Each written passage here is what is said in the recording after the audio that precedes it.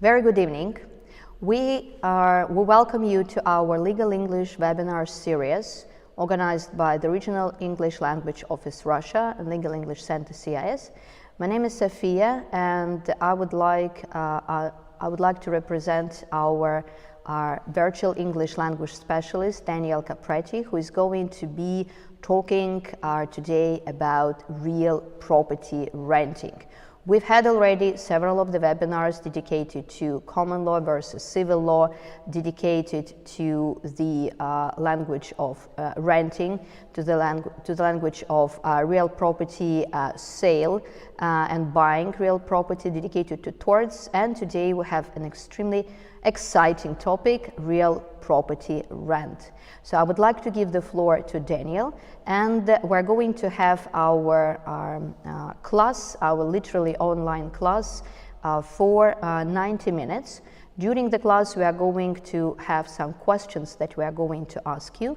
You are very welcome to write your comments on YouTube or in the chat section, or you are very welcome to vote during the presentation, and Daniel will tell us how to do it. So Daniel, I'm very glad to see you tonight, and the floor is yours.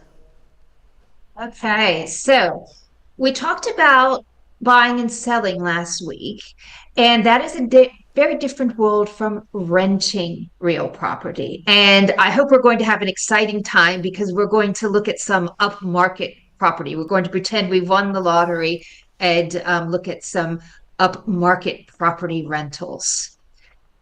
So, as Sophia has said, you can join and participate, and I love to hear your comments because I am also here to learn about the Russian system, the Russian legal system, and the system of renting property. This is fascinating for me to learn from you too. So if you want to participate, download the Vivox app. I'm sure many of you have it already downloaded, and type in the ID 170672355. And obviously you can also participate on YouTube. We love participation from any source, as well as your questions.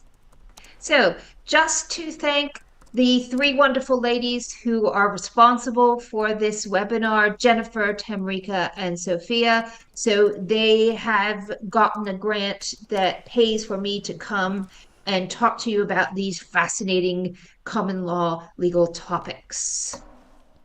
Now, let's get some property vocabulary going. So what words do you know that are related to renting property? Now, this is, there are some words that maybe are common with buying and selling, but there are certain words that are particular to renting.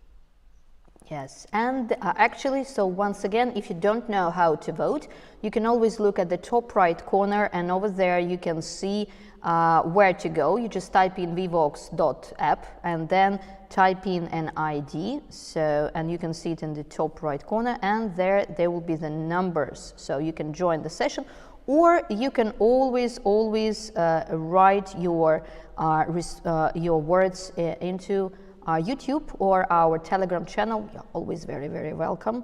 So, and it's very interesting which words we're going to have.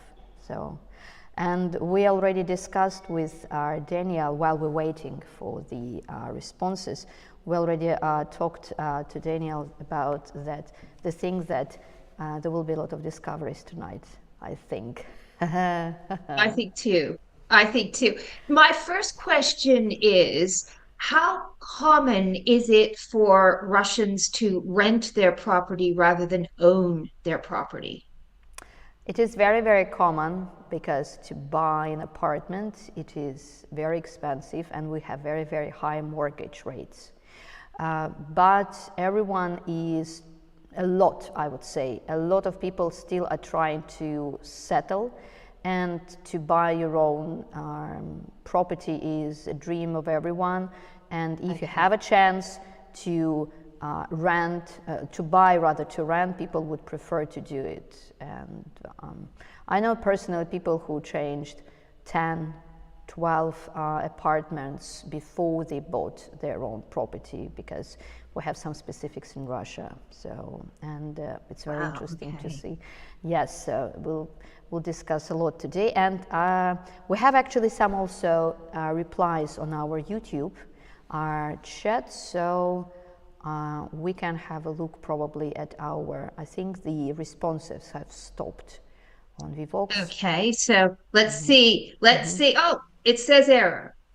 It says error. We had 18. Okay, wait, let's try again. Let's try again, because last time it showed us, so there was something. Yes, it did.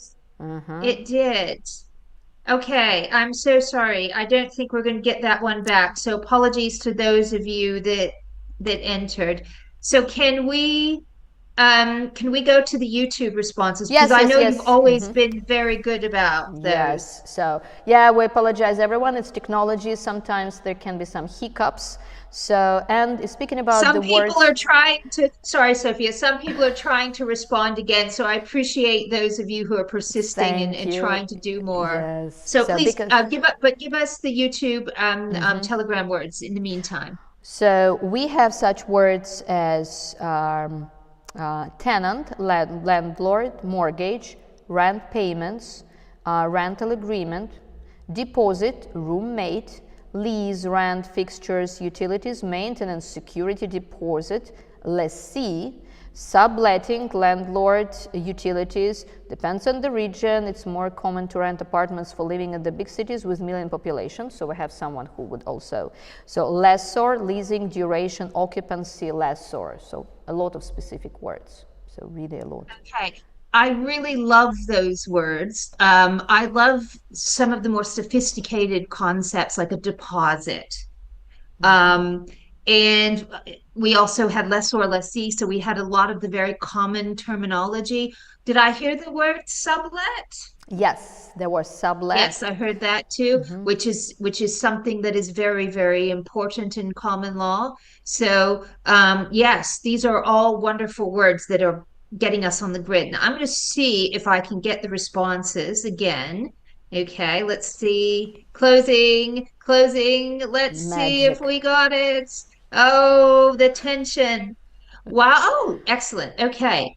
We got it this time. And thank you for those of you who were typing in a second time. And oh, landlady. I love it. Landlord, landlady. Yes. I see debt. People often go into debt when they are trying to pay their rent, lease, monthly fee. Yes, these are all wonderful things. And breach of contract is an important one because you obviously have the agreement, which is between the landlord and the tenant, which has aspects of contract law in it. So I really, really like this list so far. And this is a strong basis for us to go on. Now, I wanted to, Sophia answered me the question about renting or buying. And I'd like to give you the perspective from the common law or what people do in the UK and the US. So in the UK, it sounds like it's a lot like in Russia. The dream is to buy and own property, but especially the younger generations are having a problem. We say getting on the property ladder. We call it a property ladder. So in the UK, there are a lot of people who are older who own their own flat or house, and maybe even their younger their daughter or son are living with them because they cannot afford to buy any property. But most young people rent. It's very rare for a young person to buy property unless they are in an area where the property prices are low. In America, it is more common to own your own property. In some places, you can really get property very cheaply. It may not be the nicest property in the world, but you can, if you are going and you want to live in a really small town, you can find property at an affordable price. Okay, so obviously people are making trade-offs between, when they or maybe that's their dream to move to a small town. So, and they can find property there that does not put them in debt for a million years. But renting is common, especially young people. So again, I don't know what it's like in Russia, but in the UK and the US, it's very common to leave home when you're about 18. So you leave home for university. It's very common for university students. Maybe they will live for 1 year in a residence hall, but then when they are upperclassmen, they will rent an apartment with their friends. Is that the same way in Russia, or? In Russia, it depends on mobility, because a lot of people would go to university or a college in their own place, I would say in general. So, and in this situation, most often they would stay to live with their parents. Very often we have students still living with their parents. But if they are from some distant place, very often they would live in dormitory, so which are provided by universities. So, by the university. Yes, by the university. So, but you need to be from some distant place I understand. in order to qualify to receive these dorm or dormitory.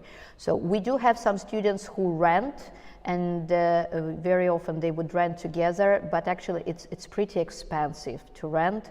And it's a smaller percentage because if you pay for your education, then you have also to pay for your rent, plus the expenses for living, and very often it's the parents who help. So in this situation, but of course it can depend very much on the region. So. Okay, so I think there's this, like, because I have worked with some other countries where it is normal to stay in your city to do university, and whereas it's especially in the United States, people often go to university across time zones or across the country, or a 10-hour drive away from their parents. So usually British and North American people get this experience of renting at a young age, and often at university there will be a office who helps you with renting, who helps advise you, because there are some, what we say, unscrupulous landlords who may take advantage of tenants. Yes, I would say that in Russia, but it's very generalized, I would say, saying is that mostly you start renting in most of the situations after you graduate. So after you graduate, when you start actually earning money and you start working and living together, either you find a partner or maybe you start just with friends. So when you really leave your house. But we also have more mobility nowadays, and more people also move across the country, the young ones. So, but very much it depends upon the finances, yes. So it is pretty expensive to rent. Well, this leads to my next question. And so I know we have people from all areas of Russia sitting in on the webinar, and I'm wondering what the rental climate is, the climate for renting. Is it easy to rent where you are?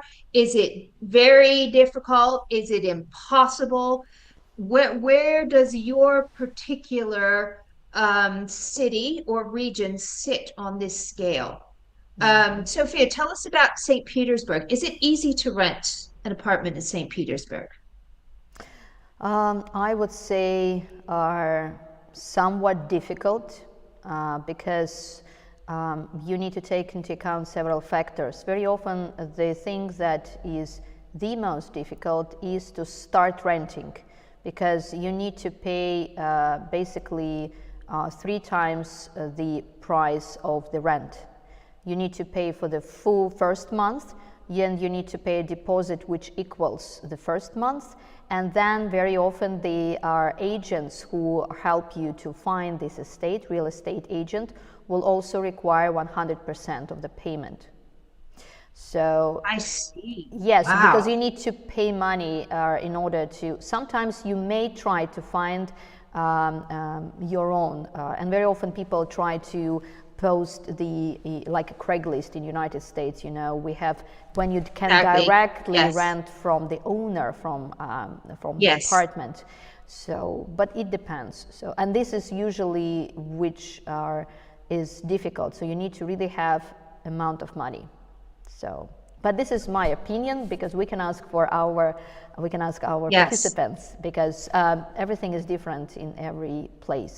Yes, exactly. I think with property, it's a very specific and regional thing. And again, if I look at the US and the UK, there's some places where it's very difficult to rent property. Other places, for example, in college towns or university towns, usually there are a lot of landlords that are very happy to rent students, and there are student houses, so it's quite easy to get a property.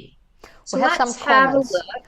Okay, yeah, Oh, and we have some please. comments. Yes, so it says, it depends on the budget you have. Very expensive. I suppose it's not difficult to rent a flat or an apartment as it used to be back then, especially in Moscow. It has been an increase in the number of offers on the market. Someone from St. Petersburg says that it's easy if you are ready to live somewhere far away from the subway station. Students normally take it easy, down payment, and then also bottom line, if you have money, you have a place to live. Kazakhstan, Almaty. So we have someone from Kazakhstan. Thank you very much. We cannot say it's difficult, but the apartment may be expensive depending on the location. So in Moscow, it's easy. So everyone has got different opinion. Okay, that's really interesting. And I was actually surprised. I was expecting it to be difficult. I don't know why. I know that like in some countries where I've lived, there's been lots of bureaucracy, and it's very difficult to rent an apartment because you have to deal with all of this bureaucracy before you're allowed to rent. I know in some civil law countries where I've lived in, if we just look at the civil versus common law world, like in Italy, it's very difficult to rent property. You have to rent for 4 years. And that's very strange. That's when I was living there, the law was if you rent the property, you have to rent it for 4 years. So I had to go through another vehicle to get the property because I wasn't going to rent for 4 years. Yeah. So that was a very long time for somebody from a common law property jurisdiction where you would usually rent from you could rent at any period of time, but usually the rental is 1 year. In Russia, we have no such restrictions. Usually, you can rent even for 1 month, but you need usually the issue is money. Because we don't have a system of like landlord who owns the building or a society of the owners, like homeowners association who need to approve. No, you deal directly with the owner of the condo. So we used to have it before the revolution when you could not, when the whole building used to belong to a person or an association. Right now, you deal directly with the landlord. It's your private agreement with them. You don't have to have an approval from any association or nothing like this. So it's at the discretion of the landlord, of the owner of your apartment. And you deal with them and you sign a contract with them. And unfortunately, it means that you are not that well protected. And very often your landlord can warn you 2 weeks in advance that you need to leave. So. Okay, and we're going to be dealing with such things in terms of rights and responsibilities shortly. Okay, but before we deal with tenant rights and responsibilities and landlord rights and responsibilities, I want to look at, again, get an overview of the world of property. So we're going to have another look, and I promise you no shocking detail this time. The big shock about leasing a property because you cannot buy a freehold. We won't see that today. But for example, let's have a look at a posh, okay, an expensive property located in London. And if we look at the advert, we can see the things that British people are concerned about. Now, the tenancy is usually the rent is paid per month. So you can see this is a very expensive flat. Yeah. And that's representative. The prices in London are outrageous. And interestingly, you can see this flat has been reduced. So they wanted an even more outrageous price. This would be for many people in the UK, they would not pay that amount of money. You would have to be very, very rich to be able to afford that type of money just for the rent. So if we look at other things, the let available date, when it's available, and we also, or they also in the UK have a requirement of a deposit. Now, the deposit usually matches, as it seems to do in Russia, 1 month of rent. You can see there's a little bit more there. However, this deposit is protected. And we'll talk more about that later. But the deposit doesn't go to the landlord, it goes to a special government scheme where it is protected, which is really, really good news for tenants. Notice that there's a minimum tenancy, but as in Russia, there's a lot of room for negotiation. For example, if you went to this UK property owner and the landlord, and you said, I want a 18 months tenancy, year and a half, I think there would not be any problem. But the key here is the let type. So you can have a short-term let or a long-term let. And this landlord is saying, I need to have 6 or more months. I'm not going to accept below that. Often in the UK, also you will have a furnished property, especially in a big city. So and I know exactly where this is located. This is the type of property that maybe is somebody visiting for business for maybe a year or two. They come in and the flat is furnished, so it has everything that you need. That's quite common in the bigger cities of London, the bigger cities of the UK. For example, in America, it would be harder to find a furnished flat unless you're dealing maybe in a student type situation. So notice the bedrooms and the bathrooms and the square feet are also important. And amenities, okay? So it says key features, they're the property amenities. So these are things that make the property a nice value. Sophia, is there anything here that a Russian audience would need more description of? I wouldn't say, they only have a question. So they say that there is a gym, swimming pool, and cinema room. I assume they are in the building. So yes. So, and that is very interesting that shower is specifically mentioned. So is it unusual, or is it like shower versus the bath? Well, unfortunately, and I don't like this trend, but the modern properties are now being built with just a shower instead of a shower with a bath. That is considered to be the trend in the UK. I'm not sure about the US, but it's definitely a trend in the UK. So that's to show that we're very modern. We only have a shower. We don't need a bath. Okay, yes. So any other questions or comments on this? No, before we move to the US? No. It's okay. So this is pretty, we would call it bog standard. This is the type of information that if you're renting a property, you're going to see on a property website. Let's move to the US. Okay, and another ridiculously priced property in Manhattan. Okay, so we're going to live in Manhattan. And notice here that you still have the same concerns here. The monthly rent, bedrooms, bathrooms, square feet. These are the measurements that define a property.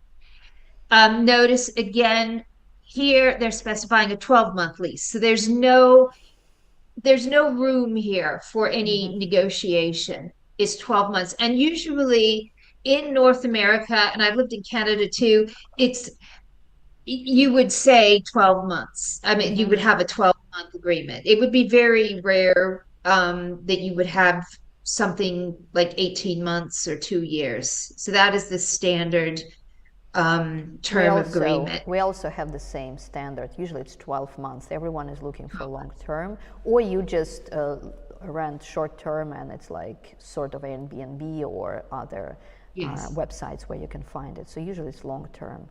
We have a question actually. So we have a question which is, if you rent a property, if you're looking for an apartment in US or UK, do you pay any fee to the agent or not, or it is included already and it's a responsibility of the landlord? If I were renting and the agent asked for a fee, I would go to a different agent. It is not common to pay the agent. What the agent will do is usually take a cut of the first rent from the landlord. So that would usually be the responsibility of the landlord to pay the agent. I mean, there are some agents who will try to get away with, taking a fee. But notice here in this, that's a good question, because notice here in this property, in the center of Manhattan, it says no broker fee. Okay, so that means you're not having any extra fees. You pay that rent and then you pay the deposit. Now, sometimes, from what you said, there's sometimes, depending again on the country and the agreement, you might have to pay the first and the last. We call it the first rent and the last rent plus your deposit. But I mean, I know there have been countries where I have lived where you have to pay a fee to the real estate agent that's equal the first month. So that doesn't surprise me. I think in Germany I had to do that, but that was a long time ago. But I definitely am familiar with that concept, but that doesn't really, it's not really common. Okay. And okay. As I understand, yes, it's not furnished. It's not furnished, yes? Yes. Again, in America, it would be rarer to find a property furnished. So, and you see this, even though, again, somebody that can afford that money is probably a high-level business executive, a high-level lawyer, top, lawyer, because that amount of monthly rent is quite a lot. That's big, yes. For a 1-bedroom, 1-bathroom apartment of 700 square feet. That's not very big. And there is another question we have. So what about the electricity, the utility bills? Because in Russia, you usually have to pay electricity bills extra or on top of the monthly rent. So it would be extra. Yes. Okay, so this is going to depend on your rental contract. There were some rental contracts in which the landlord will pay all of the utilities, and that will be reflected in your rent. There are others in which the contract specifically gives the tenant the responsibility to pay the utilities. Sometimes it is the combination of different things together. For example, in my building in the UK, believe it or not, it's an older building and it has an older way of organizing things. And the heat and the water are common. Okay, they're common. So if you own a property in that building, you are paying the service charge actually pays for the heat and the water. Now, if you have a tenant, you will have to pay that service charge still. So if you have a tenant, you will reflect your payment of the service charge of the water and the heating. However, the tenant would have to pay their electricity and, for example, their internet. Yeah, So it's really something that will be decided on a case-to-case basis. Sometimes you can get everything, almost like an Airbnb situation. You can get everything in the flat paid for by the landlord, and then the rent will reflect that. And then sometimes you have to pay all of the extra charges, and the rent is just for the space. And one last question related to this particular property. So we have a question about the laundry, because we do remember that in United States very often you might not have a washing machine inside or a laundry, so you have to go to a laundromat or their specific built-in facility in the building. But as I understand, for this amount of money they have, I cannot see it properly, built in a laundry room or a washing machine inside. Yes. Yeah, it says here laundry facilities. My guess would be the laundry is in the basement of the building. Aha. So even for this amount of money, it's still in the basement. Oh, this is horrible. That would be my guess here. That would be my guess, because they don't say washing machine. They say laundry facilities. So again, sometimes you have to read the specs very carefully to actually see what is offered. And sometimes you'll see, and notice here, if we go way to the details on the bottom left corner, water and heat are included in this monthly rent. So those are two significant charges which they've managed to include in the rent. And my assumption would be that the landlord, out of their monthly charge, are already paying the water and the rent, and they're just sort of passing this on to the tenant. Okay, thank you very much. And we have one more question. Actually, we have a discussion in our comments on our YouTube that related to eviction. So, and as I understand, we might be discussing it.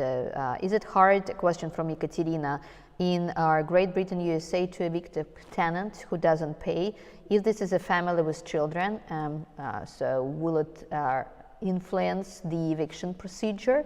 And we have some participants who actually say that it depends on the state, and states have their own rules. So, okay, so those are two good points that they're making.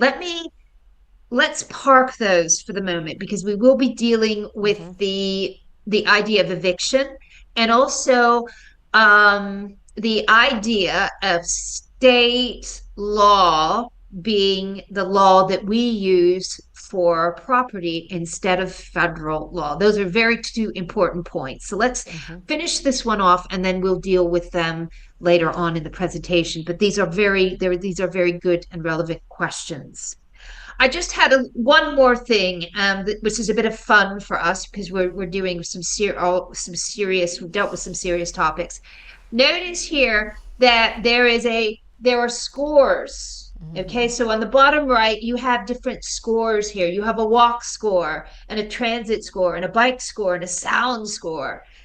This is very popular both in the US and the UK. So we don't only tell about give people an idea about the property, we also tell them about the quality of life, and that's getting to be a very important thing here. So obviously, if you're in the center of Manhattan, you can walk everywhere, and you're very near transit, and you can bike everywhere, but it's noisy.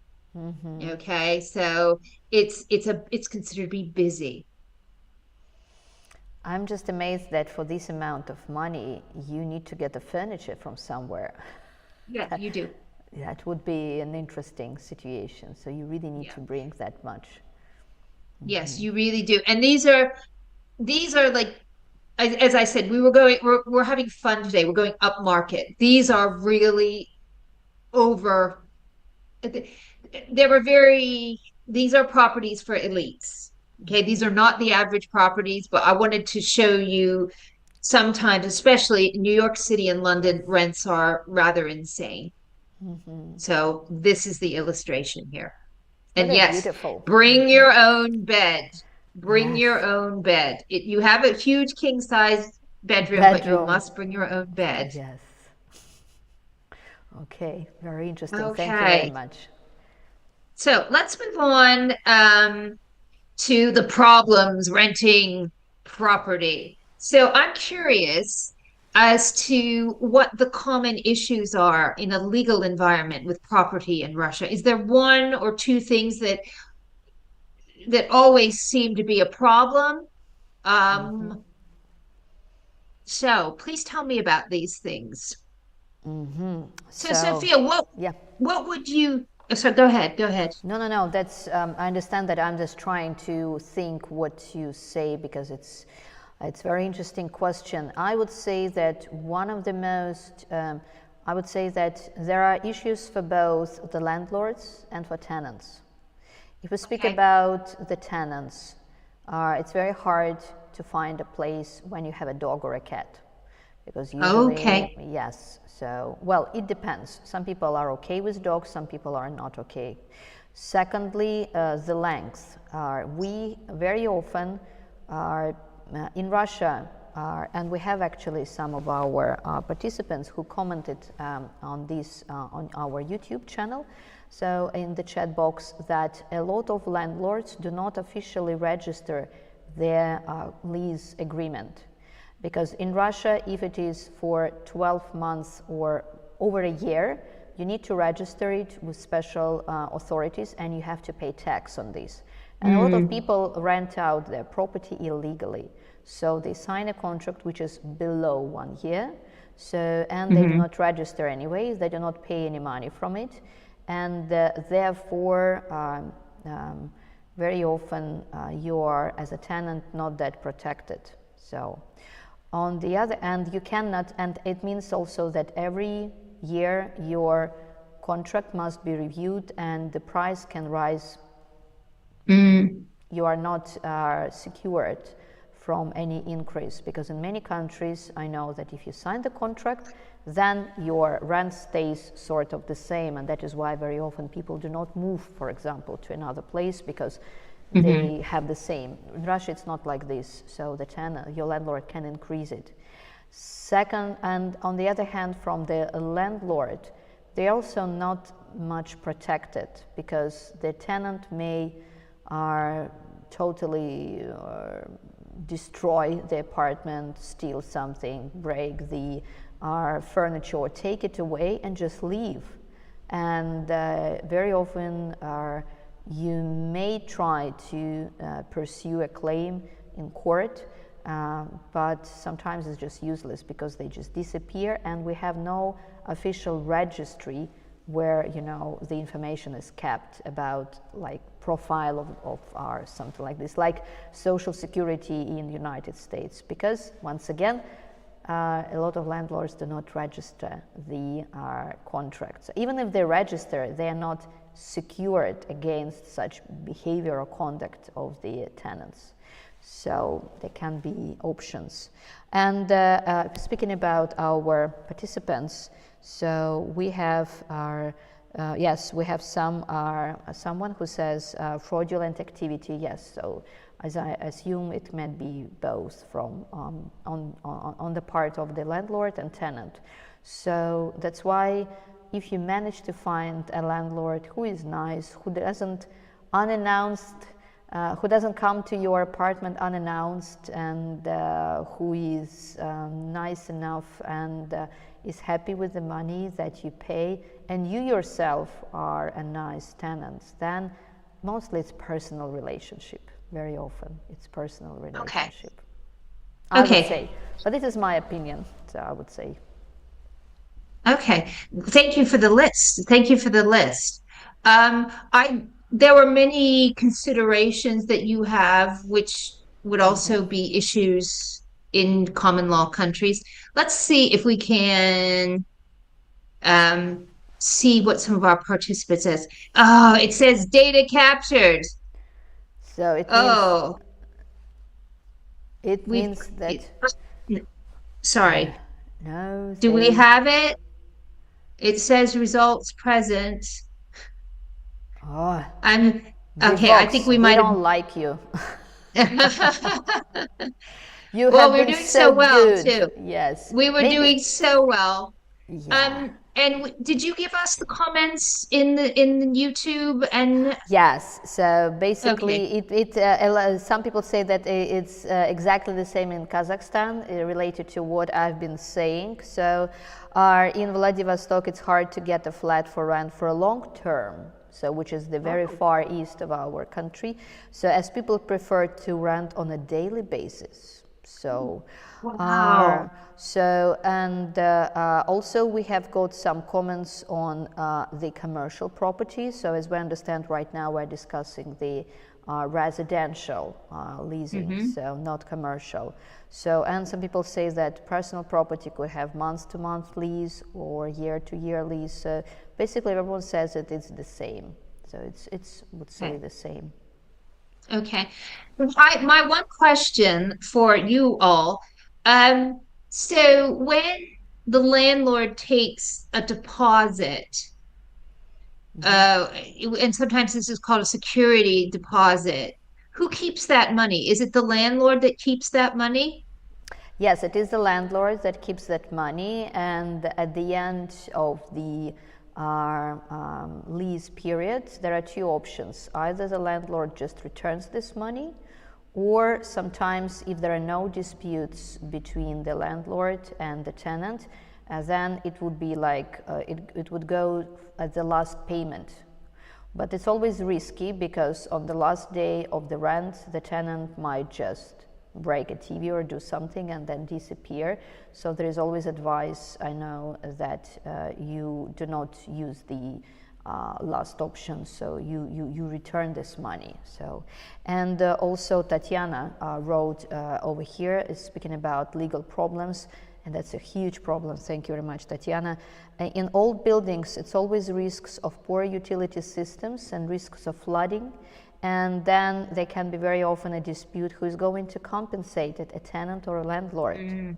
So, and Juliana says that, speaking about the deposit, that in the perfect world, it's supposed to be kept in a special escrow account, but in reality, of course, it's the landlord who keeps the money. So, and Okay. Okay. sometimes it's a risk if you're a tenant that you might lose this money because your landlord may say that, oh, you know, something happens and it's hard to prove. But once again, it goes both directions. It goes absolutely I both understand. directions. I understand. And one more question for you. You all are such very informative. I'm learning a lot tonight. Thank you. Do people take out insurance in Russia? For example, you can take out tenants insurance and landlords insurance in the UK and the US.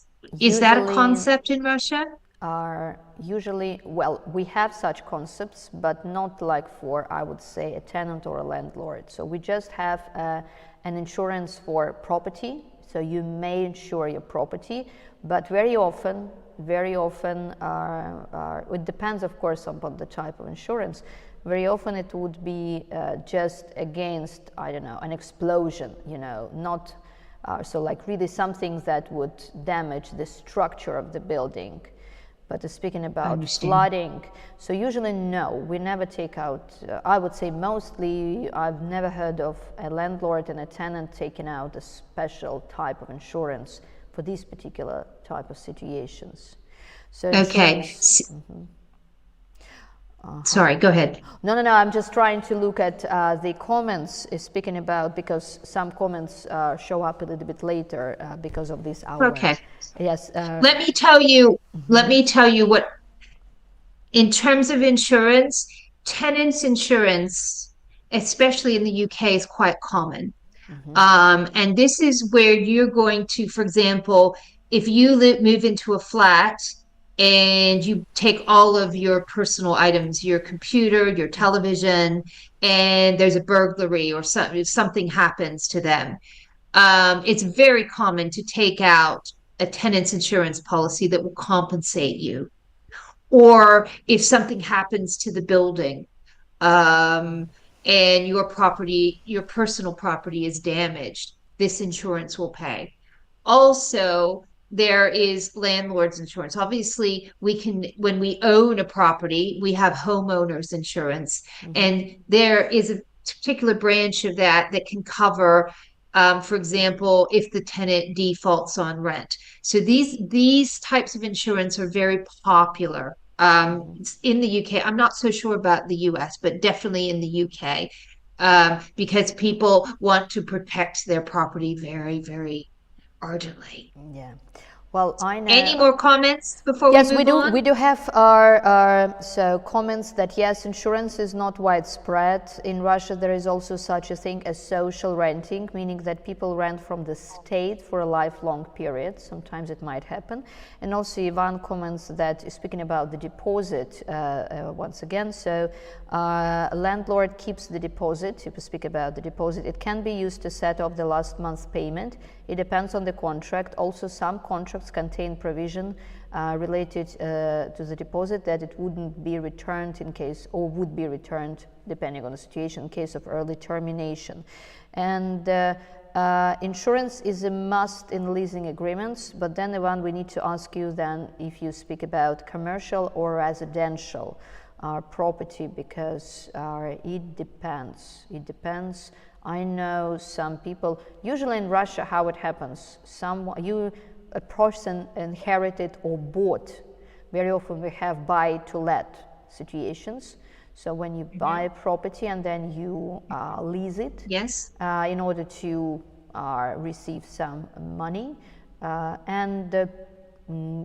now it's not that profitable as it used to be, as the prices for the property have skyrocketed to buy them, but the prices for rent are still the same as they used to be. So, and the prices skyrocketed, they're like twice as they used to be compared to what they used to be like 3 years ago, literally. Wow. Yes, because of all the political situation and so on. But rent is the same. It used to be a long-term investment. Right now, a lot of people say that it's not worth it. Others may argue that still it's something, it is a very conservative form of investment, but still you can keep your money because we have also very high inflation rate. So it's very complicated, I would say. And also, just a second, we have,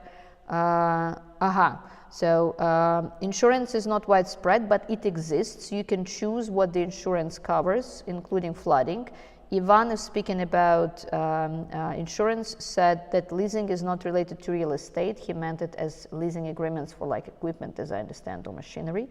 So, and okay. Alessia says that flat can be insured either by the landlord or a tenant, but the payments on the insurance case will be received by a landlord only. Oh, okay. Yes. Okay. Okay, so a little bit different. Okay, let's move on. So now one of the pieces of information that I reserved until now was this idea. Someone said, and my hat is off to you because this is very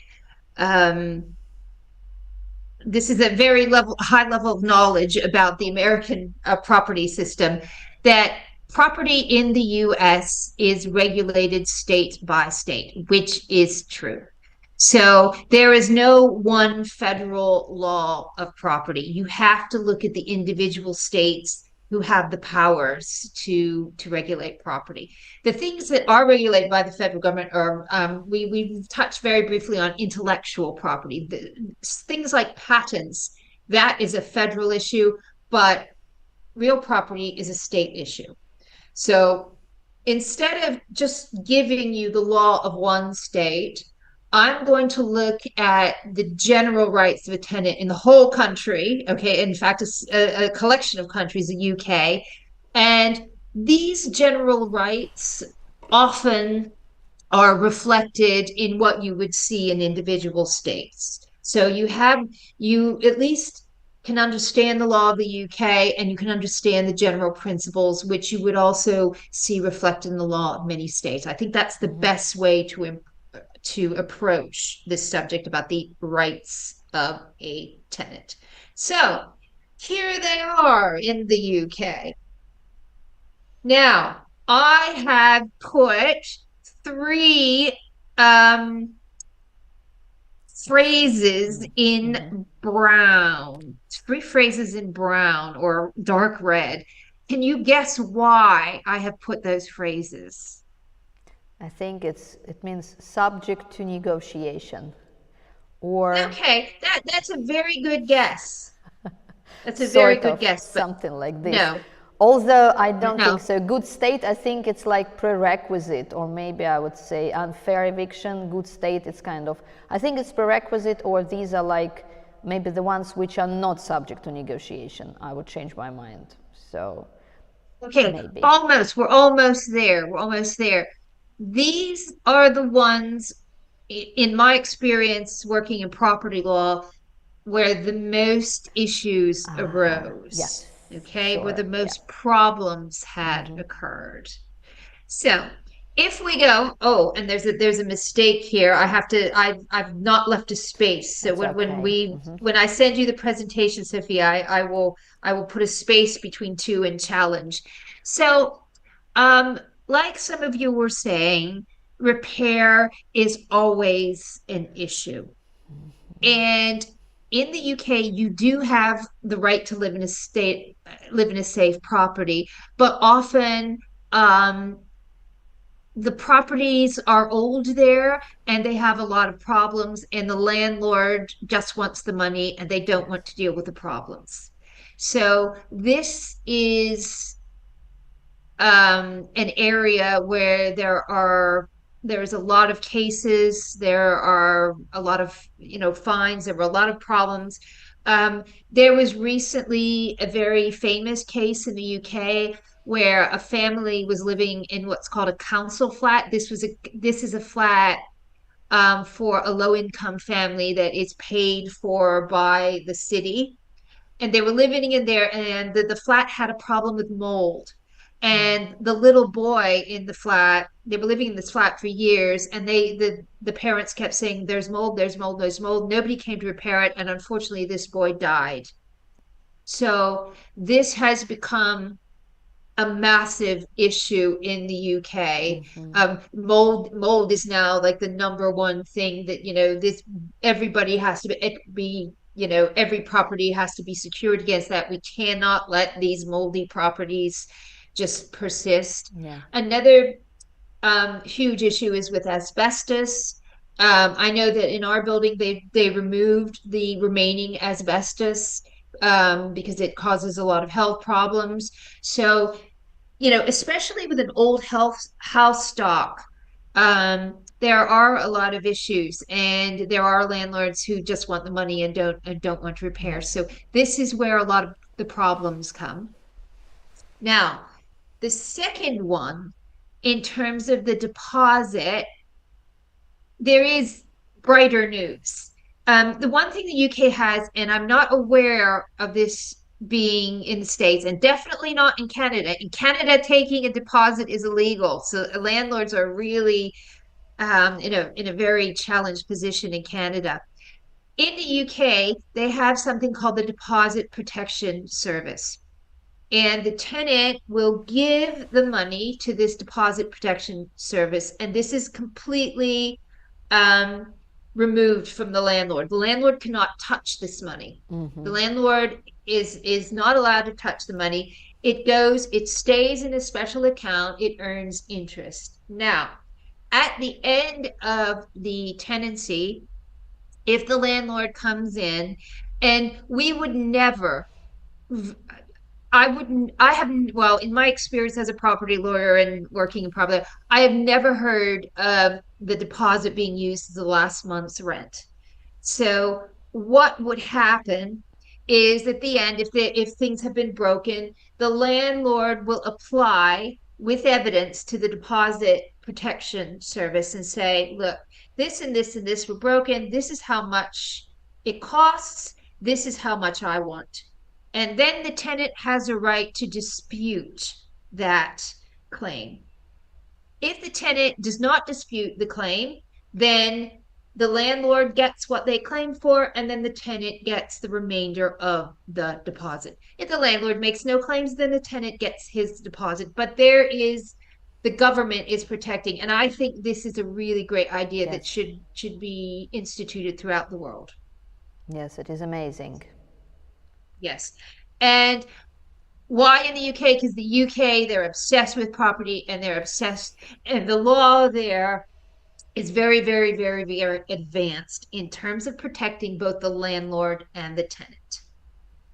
Now, as we can see, the landlord does have a right to raise the amount of rent, but the tenant does have the right to challenge that.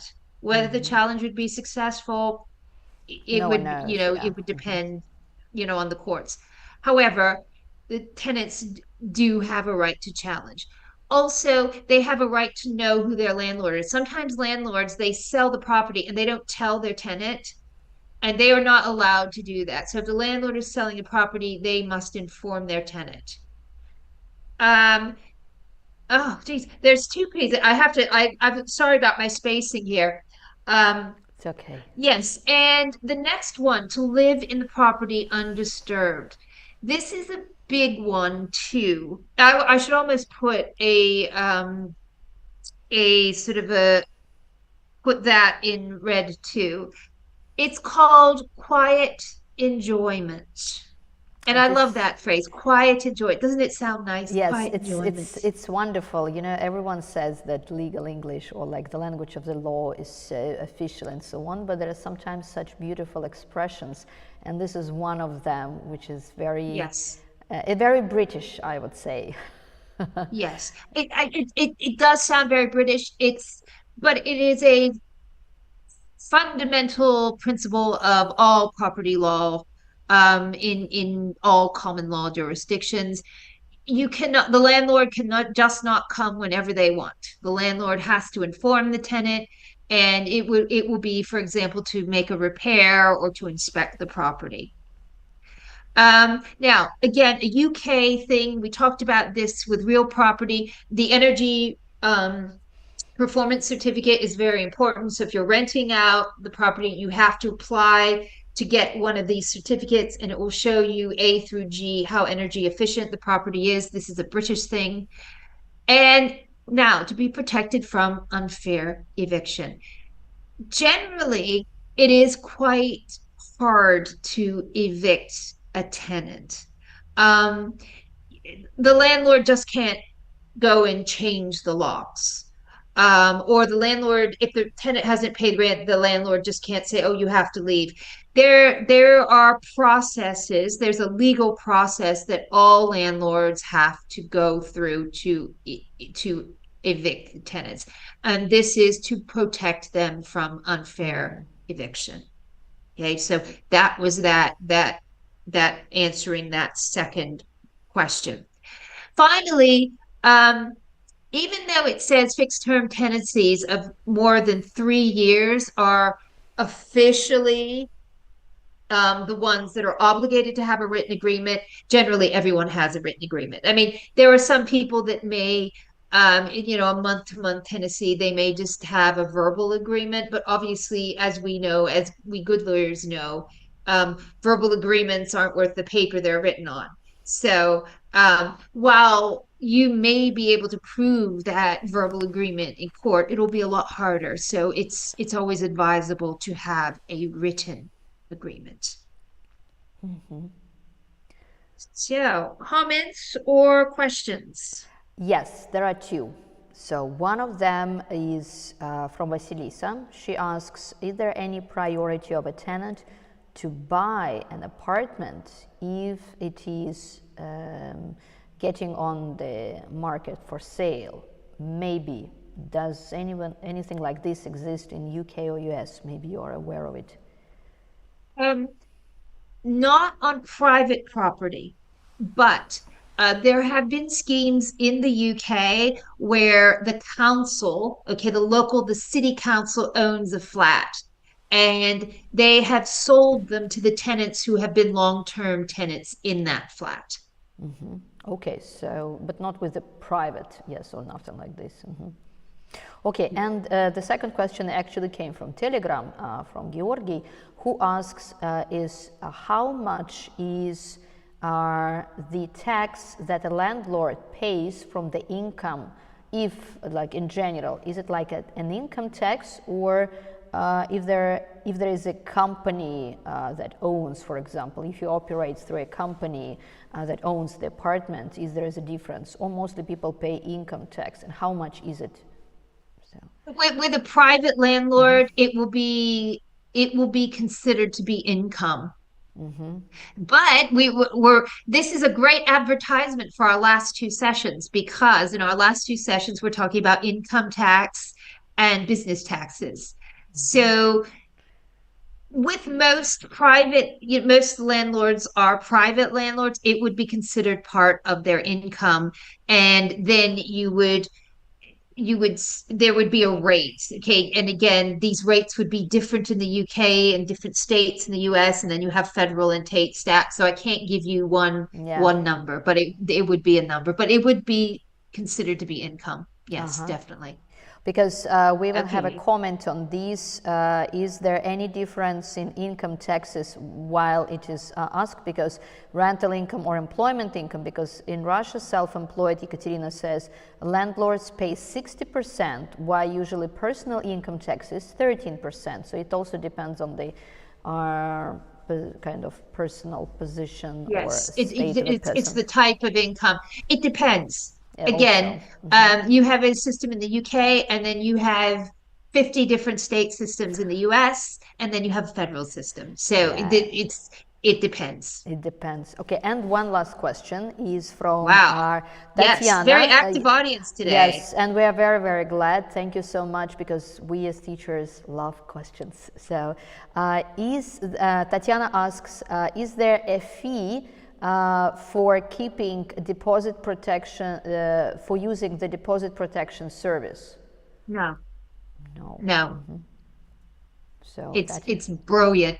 It's brilliant. It's the UK has really sorted out its property. I would rather rent and rather lease a property in the UK as opposed to any other country in the world, because there's just so much information and so many ways that both sides are protected. Yes, there are problems like mold, but the wealth of information available because of how highly developed the law is, and the certainty and the number of associations to help both landlords and tenants is astronomical, and is makes things flow a lot easier between the landlord and the tenant. Okay, thank you very much. So no more questions for now. So okay, so let's move on. I'm going to do this. I'm going to do this with caution.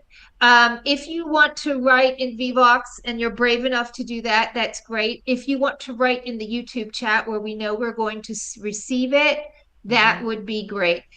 I want to know about tenant responsibilities in Russian law.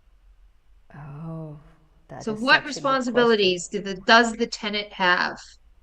Yes, let us wait. Let us wait for the answers. And while we're actually waiting, and there we do have a question. So we do have a question related to the. Just a moment. So we do have a question related to the vocabulary. It's I would say what is the difference between, if there is any difference between lessor, lessee, because we saw these words, and tenant and landlord. Are there any differences? They're very close synonyms. Usually with landlord and tenant, you're dealing with a private rental. Lessor, lessee, although it could refer to a landlord and a tenant, is a more business-like term. But I think it's safe to say that they're most often synonyms. I think the difference would be in usage. You would never be talking with your friend and say, my lessor was, a terrible person. You would say my landlord, or my landlord is great. And again, if I were talking about someone who's living in my property, I wouldn't say my lessee. I would say my tenant is a great person. So, or my tenant, I'm worried because I'm afraid my tenant has broken all of my china. Yeah. So that takes on a more personal connotation. Because in what we usually see, well, at least if we have some contracts, we used to have some contracts with some English-speaking parties, and we usually see that lessee is used usually in commercial property when there are some office Yeah. rent Yeah. or building rent, and landlord and Yes. tenant for residential property. Although sometimes even in commercial contracts you may see landlord and tenant. Yeah. So, And it's also true that in a contract, if we just look at the contract, you'll see lessor and lessee. You won't see landlord and tenant. So even if I'm making a contract with you, those are the written words as opposed to what words. That all, spoken. yes, I agree. I agree. Okay. So Okay, let's see if Vivox is on our side today. We're closing, we're closing, we're closing. Oh, you are brave, those of you who have dared to tangle with Vivox. It's saving, it's saving, oh, it's please. saving. Do we have anything from our YouTube? We It's because have. it's still saving. Or Well, sorry, maybe it yes, takes and we'll time because there are some. So we'll wait for Vivox, and there while we're waiting, yeah, so we can. So Artyom says that the responsibilities are to carry out current repairs to keep the flat safe, as it is stated in the contract. Victoria says the tenant shall use the leased apartment as intended in accordance with the agreement. Oh yes, Artyom good, says good. also to make utility payments, and Ekaterina says that. There are some questions from Ekaterina. So, and I would say, if I can add while we are waiting for Vivox. So, Vivox, magic, let's do magic. So, Yeah, well, we'll see how much magic Vivox can do. yes, yes, to keep the rent in good state, keep the apartment in a good state, to have our except for standard, as we call it, wear and tear or wear and tear. So speaking about repayments, it depends upon the, as you said, the landlord. Some just want the money and that's all. And if they say that if you don't like the wallpapers, well, it's your responsibility, you may change them, I don't mind, but I will not pay for it. Some actually do the repayment themselves. So it depends. So, and also Vasilisa says that lessee, they love this word, is obliged to keep the apartment safe. So That's interesting. Okay, some things that are common to common law and some things that are not. Okay. I don't know what's happened here. We've actually, it looks like we've frozen. okay, so it happens. So the Okay, box. I'm going to escape now. Let's see. Oh, wait, it's okay, here we are. Okay. And apologies to you who've persisted with Vivox. I know that you have given brilliant answers, and it's our loss for not seeing them. I think Vivox Okay. doesn't like the full sentences. It is okay with voting, but with the full sentences, Okay, maybe they maybe. don't like that. Oh, Vivox, Vivox, Vivox. Okay, many of the things that you did say were common. In the UK, these are the responsibilities. There are two things or several things I want to highlight. A lot of my friends, when they get angry with their landlord, they say, I'm just going to refuse to pay the rent. And I say, no, keep paying the rent because it's a material breach if you don't. So, the one thing that is important in British property law is even if there are repairs, even if you are fighting with your landlord, you need to keep paying your agreed rent because you do not want to be in breach of your contract. This is very hard for non-lawyers to understand. because they think, well, my landlord isn't doing anything, so I'll withhold the rent. And then and I say, no, no, no, you have to take another route. You all talked about taking good care of the property, which is, and someone mentioned wear and tear. Excellent. Yeah. So, tenants are not responsible for wear and tear, but if they break something, obviously they are responsible for fixing it. We talked about the charges. So remember that in the UK, people pay a council tax to the city to do things like collect the rubbish. It will depend. The landlord may add the council tax to the rent or may say to the tenant, you have to pay this tax yourself. And again, we talked about that same phenomenon with the utility bills. To repair or pay for damage caused by occupants or guests. So if you have your friend in and they break the sink, you have to repair that sink. And subletting. So subletting is very, very common, especially when students have a flat. If they go away for the summer, they may sublet it to someone, and that can only happen with landlord permission. If you breach, um, you are the landlord is permitted to evict you, usually within this contract. So, I think many of these responsibilities would be something that you would all be familiar with yet. Now, is it also the case in Russia that even if you're in dispute with your landlord, you should pay the rent? That is very interesting question. Ivan comments that he says that your advice is brilliant. Pay the rent. That's what I tell my clients in the case the landlord tries to terminate the contract for unlawful reasons. Ekaterina says so. That's participate in the meeting of the residents of the house if agreed with the landlord. I think it's responsibilities. Responsibilities. Okay. So, and this is the comments that we have over here. So, eviction is interesting issue in Russia because we had actually one question related to eviction from our Telegram.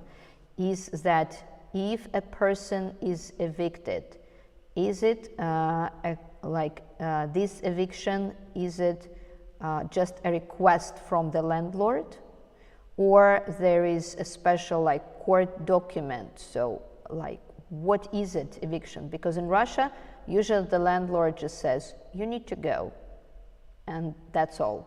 So, well, you need to notify the person, there must be some notice period depending on your contract. Yes. But then you just say you go. If the person refuses, you may just ask police to come, and they would, in some specific situation, take this person out. But there is no official record for such behavior. So when your new tenant comes, you never know whether they had a bad record or a good record of rent. Okay, interesting. Interesting. Okay, there are, when I dealt with evictions, we had a bailiff that we contacted that was responsible for dealing with tenants who refused to move. So there is an organization that you can contact, and they will, okay, this person refused to move, da da da da da. So there is a third party rather than the landlord doing it directly. Also, what somebody else has said, there's a number of notices that you have to give. Sometimes you have to go to court and get a document that specifically says this, this person, I am entitled to evict this person. Now, something that would be on record, often when you rent out an apartment, you have to provide evidence of certain things. And this is what the estate agent will want evidence of your income, may want references from places where you have lived. And if you cannot give such things, then the agent would be doubtful or dubious. The agent will say to the landlord, we couldn't get references for this person, we couldn't get income, and most likely the landlord would not rent to you. So there is some sort of, I would say that would be a more informal way of making sure that the tenant is a good tenant. Because we have no such a thing.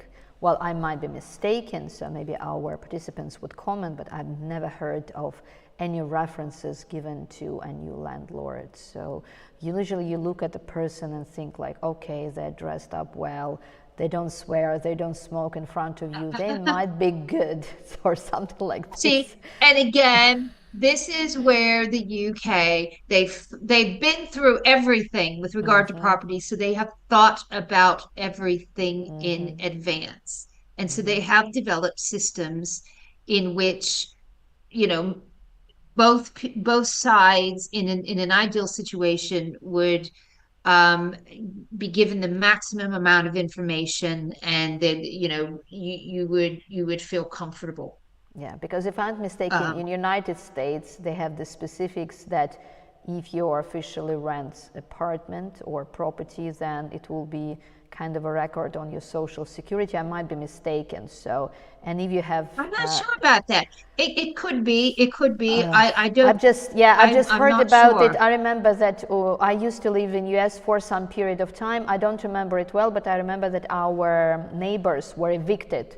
And I remember that there was a paper from the court on the door that they were supposed to evict within 24 hours to like leave the space. Yes. And I remember the manager of the building where we were living, he said that it would be extremely difficult for them in the future to officially rent a place because it will be on their record. And I remember that, yes, so there is some record. It was a long time ago, but I remember that I had it in my head because it was so unusual, and I thought, yes, so that is unusual. There must be some record. I don't know how to check it because, And that may be that you would have to, that may be for that particular state. So you would have to check the law of the state it was Florida, where you were renting. So maybe they have the specific, rules about it. So, and speaking about Russia, Ivan says, in Russia, the civil code provides several reasons for termination and eviction. So there are some specifics as well. Okay, so the code has thought of it too. Excellent. Okay, we are a little bit pressed for time. I want to finish on time, and I don't want to risk any more problems. So I'm going to just go straight to the responsibilities of a landlord. If I can. Okay, also, this is holding me up here. And while we're it's okay, absolutely. So we'll just wait for a little bit. And Juliana, I think she has a lot of knowledge. We have one comment, one participant tonight who is definitely aware of U.S. legislation related to excellent. Tenant and landlord law. She says that no, it's definitely not on the social security records. So it must be something related to Florida. So. Okay, there could be, and again, this is why property law is a little bit complicated, in terms of, there are general principles like quiet enjoyment that are common to every common law country, but when you're getting down into specifics like eviction, this is really a matter of state law, and then you would have to, depending on the state where you live, you would have to look at it, because this is not considered to be something that federal law would deal with, because it is very specific to the state and the property culture of the state. Okay, I'm trying very hard to move my slide forward. Okay, let's see. Yay! Excellent. Okay. So these are the landlord responsibilities. Notice England and Wales. There are different responsibilities that a landlord has in Scotland and Northern Ireland. So this is even more specific. And you can see here they are. Many of these that we've talked about before, there's almost like the the other side. Um, I'll make a few comments. Gas and electricity has to be safe. So the landlord has an obligation to make sure that everything has been checked before the tenancy. Notice that there's this deposit protection scheme. And now Britain is out of the EU. It's very important that the tenant is allowed to be in the country. So if you have a certain status, you're on this, you can give your landlord a number and then he can check on the website to see that you have status. For example, me, I have settled status in the UK. So if somebody needs to check whether I'm allowed to live in the UK, I give them a link and they punch some numbers into the link or punch, I don't know how they do it, but I give them this link and my number, and then they will get a confirmation that yes, I have settled status, so I'm allowed to rent property. This is a very new thing that was brought on by Brexit. And notice here, the government actually publishes a how to rent checklist. So they are very concerned in the UK about tenants knowing their rights. So this is a checklist in plain English that if you want to check out, you can check. And this just has very common sense advice, not with the fancy property terms. And for those of you that are having difficulty if you're a teacher, you're having difficulty teaching your students property terms, guides like this are fantastic because they are directed toward the general public. So the language is a lot more simple than quiet enjoyment. But this is such a beautiful. Okay. Yes. Yes. Again, the beautiful quiet enjoyment. Do we have any further questions or comments? We have some comments. Yes, we do have some comments that is speaking about the responsibility of landlords in Russia. They are all contained mostly in the Civil Code of the Russian Federation. This is the major source, of course, and the major legal provisions. So, and in general, to carry out the major repairs, we do have some comments. Is that from Juliana? So if you, for example, live in a small town, if you speak about the record, if we reflect back to record about the bad tenant, it might be hard to rent in future because everyone knows each other. Knows everybody, yes. If there are just a few landlords who own all the rental properties and they communicate, so you may be out. So it depends on and thank you very much, Liliana. So, and we have some people who love this how to rank checklist. So they say that it's amazing that we have this. Yes. Yeah, I agree. And there are also, and again, I don't know if you have them in Russia, they also have landlords associations. So landlords that band together who have common interests to protect themselves. So if you live in the UK and you are a tenant, you can have a lot of help from the government and from quasi-governmental organizations because they want to make sure that everybody is happy in their property because they are obsessed with it. And again, many of these features you would find in individual states' law in the US. The big one is keeping the property safe and ensuring the safety of gas and electricals. The other one, like I've never lived in the States in a rental situation where my deposit was protected. So I don't know if that concept has hit any of the other 50 states, but I think that's a really great thing. I've never seen that outside of the UK though, this deposit protection scheme. So that's a big winner. Okay, so our time is almost at an end. I'll be curious to see what people's favorite words were for this session, or any final comments or questions.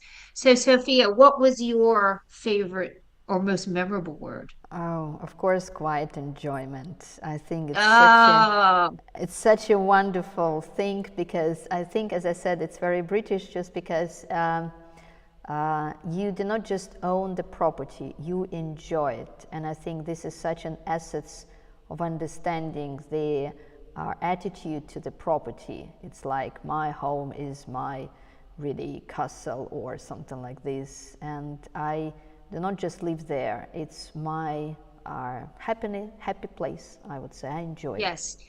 And the opposite of quiet enjoyment, I'll give you another term while the brave people are trying Vivox, and some of you may be writing some words in the YouTube. The opposite is something called an ASBO, an ASBO. Okay. And this is an acronym for antisocial behavior order. So in the UK, if you have somebody yelling and screaming all the time, you can go to court and you can get an order that says that that person is not allowed to do it because they are interfering with your quiet enjoyment. Beautiful, beautiful. So I remember I lived in a property where there was a couple below the property in a different building where they would have these hours and hours screaming fights. Like they would scream for hours. It was an incredible feat. And so all of the tenants in my building banded together to go to court to get an ASBO, to tell these people that they can't shout for hours and hours, especially in the middle of the night. So, this is the opposite, because they were interfering with our quiet enjoyment. when I had the same situation, I remember I was just taking some road or something like this, and I was hitting the battery to kind of signal to my neighbors that they are too loud, and usually it helped. So that was the thing that we did, but it's very hard actually in Russia to do it. Oh, we have some words. So. Reeboks has reappeared. I think your theory may be right. We'll take that into account with the next but this is the first time where we've had the memorable words. Property ladder, great, great, great. Okay, quiet enjoyment, deposit, undisturbed, unfair. Okay, these are all very sophisticated words. EPC, yes, pounds per month. Yes. Excellent. I love these words because it's quite a sophisticated list. Yeah, and so we have some very more. Sophisticated viewers. We have some okay. more from YouTube. Thank you very much. Those who Julia says escrow deposit. Alex tenant. Ivan says that checklist how to rent made his day. Landlord. So ISBO. What is sublet, lessee, utilities are new words for me. So the idea Excellent. that tenant insurance is in great demand in UK or US is very new to someone. So, the fact that, I don't know whether it's a comment, Juliana says, any unpaid rent and fees could be sent to collections and remain on your credit report for 7 years from the original delinquency date.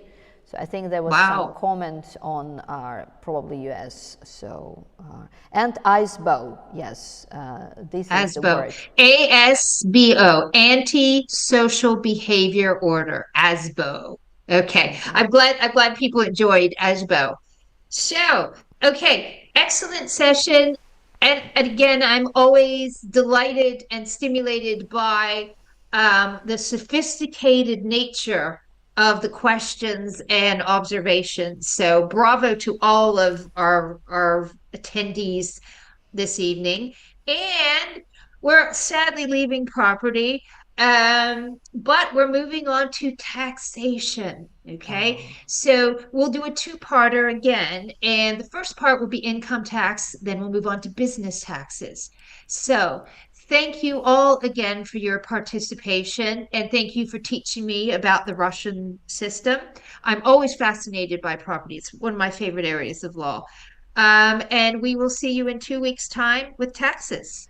Yes, everyone, thank you very much for your participation. So we have got, we wanted to say that we have got 2 webinars left. Yeah, they will be totally dedicated to taxation. And then after the last webinar in 3 days, we will have the online test. So related to the vocabulary that was presented and discussed by Daniel throughout these several months. And I wanted to say that in our Telegram channel and in our groups Vkontakte, we will start revision of the vocabulary starting from the first webinar. So because we have the vocabulary translated into Russian, and we have special cards on Quizlet, so you have access to it from our website, and we will start doing some quizzes and tests from you, so you are very welcome to participate in them and to train and to test and to revise the vocabulary. So because the main purpose of our webinars is teaching and studying the new fascinating topics. And thank you so much, Daniel. We love this webinar. We are looking forward to taxes, which is going to be very interesting and hard, and everyone loves taxes. Well, not loves taxes, loves the topics of taxes and hates taxes, I would say, if I may say so and use such language. We are waiting, and see you in 2 weeks, everyone. And thank you very much for your nice words, and bye-bye. Bye, everyone. Bye. Bye.